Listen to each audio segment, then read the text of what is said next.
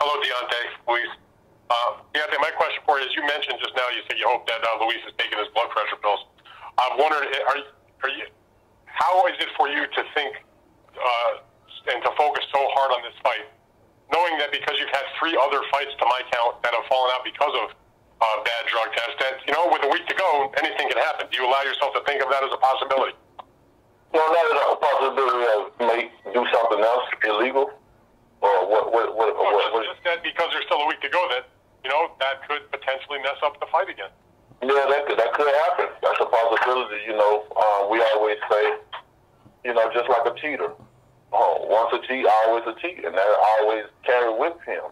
But that's going to be up to Luis Ortiz. I think Luis Ortiz is a smart guy, and I think he's going to do the right thing up to this point. If he don't, like I said, it'll be shame on him to put people through so much frustration, so much pain, so much, like it was the first time, and it is ridiculous that we have to be talking about this still at this point in time with drugs and cheating and stuff, but I think he's going to do the right thing. And so with that being said, I'm not worried about it. I have confidence in him that he's going to turn up clean, and he's going to give a great performance on that night of that fight, and we're all going to be winners at the end of the night.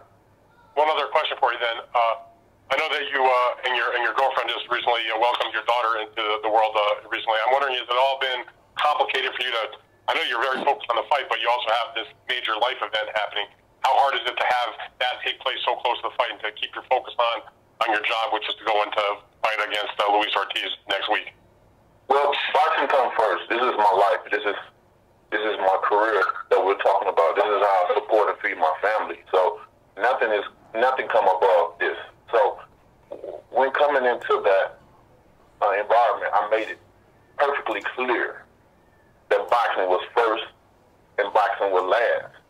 Now we have something in the middle that we can feel, well, then we can do so. So he was very they was very cooperative of what I requested and what I wanted to happen, and they fulfilled their obligations with me, and I did so with them. It was a fun interaction, both sides around. So my focus is solid on Luis Ortiz. I don't want people to mistake me from doing reality shows or traveling this place or that place. One thing about Deontay Wilder, when his mind set on something, when he's focused on it, no matter what the distractions outside brings. I know what I have to do inside of the ring. Hi, Deontay. Hello. Thanks for your time today.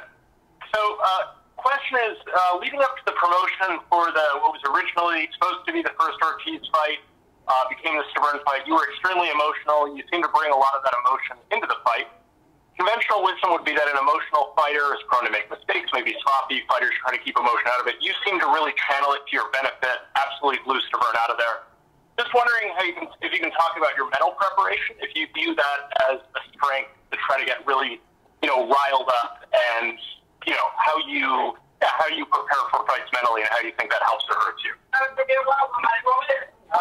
boxing for me, boxing is 90% mental than the rest, or 96. I'm saying 96 for whatever that preference of it, but it's majority mental for me than physical. That's why I'm able to speak and say what I'm going to do, and actually deliver that, because I believe in myself. I believe what I say. I believe in what I say I'm going to do. I don't play around. That's the thing about it. And it all comes from my mental standpoint, my mental game. Mentally, emotionally, physically, I'm ready for this fight. Like I said, I fought this fight 100 times. And the thing about this fight, out of the 100 times I have fought this fight, most things were similar, but the only thing that was different out of the 100 times I have fought the fight, the ending did end it in different ways, different knockouts, because I will knock them out. It ain't gonna be a matter of time. Win is gonna be a matter of time, or how and the fashion I do it in. So mental plays a big part in what I do. That's why I'm able to boldly speak how I speak, because a lot of guys they ain't confident in themselves. They won't dare speak and say how I speak. You know, they won't dare to do it because they don't know what the outcome is going to be on that night of that fight. But with me, I know what it's going to be because it's up to me. It's not up to the crowd. It's not up to my trainers. It's not up to nobody but myself in that ring. And we all know that when Deontay Wilder get out of those lights, those cameras, I perform my best. I'm an entertainer. So I can't wait, you know. Okay. So first question for Deontay, I just wanted to ask.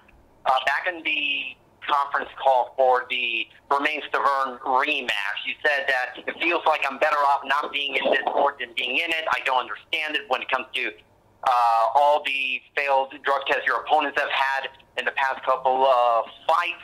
Do you still feel that way? Sometimes I still feel that way, you know, but also I have to face reality as well, too, that these guys is going to do it. They're going to do it, and these organizations makes it worse because they allow them to do it because they bring them back in without suffering any, really, no type of consequences behind their action. And, you know, the time I say that I'm a killer man in the ring, everybody want to feel some type of way. But what the fuck they doing when they taking these medicines? What the fuck they doing when they taking these PEDs? That's what they trying to do. So people can't have a certain type of feeling when I say what I want to do, and these guys are taking these drugs to do the same thing. Everybody want to come up. I understand. Everybody want to feed their family. I understand.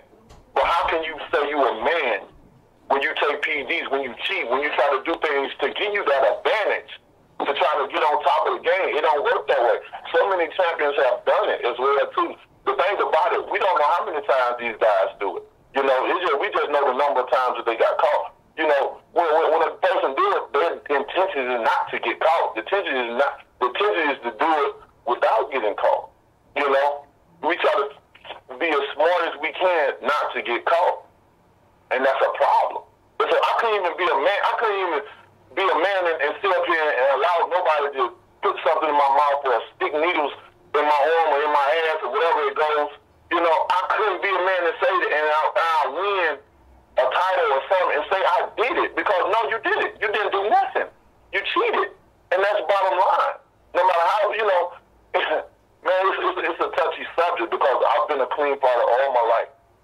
I never even thought about even taking no drug to put in my body to make my body do something that it's not normally supposed to do. I'm a clean fighter. I'm a fair fighter. I bring what I bring, and I give you results. I say what I'm going to do, and I deliver. I give you results. I'm very confident in what I say, no matter what nobody may feel or may say, how I promote this fight or hype it up or believe in my own hype or trying to build my confidence up. No, I don't have to build nothing up because it's already there. I've showed you 39 times, 39 knockouts. It's about to be my 40th fight with 39 KOs. Yeah, we may have an amateur background, but that's amateur.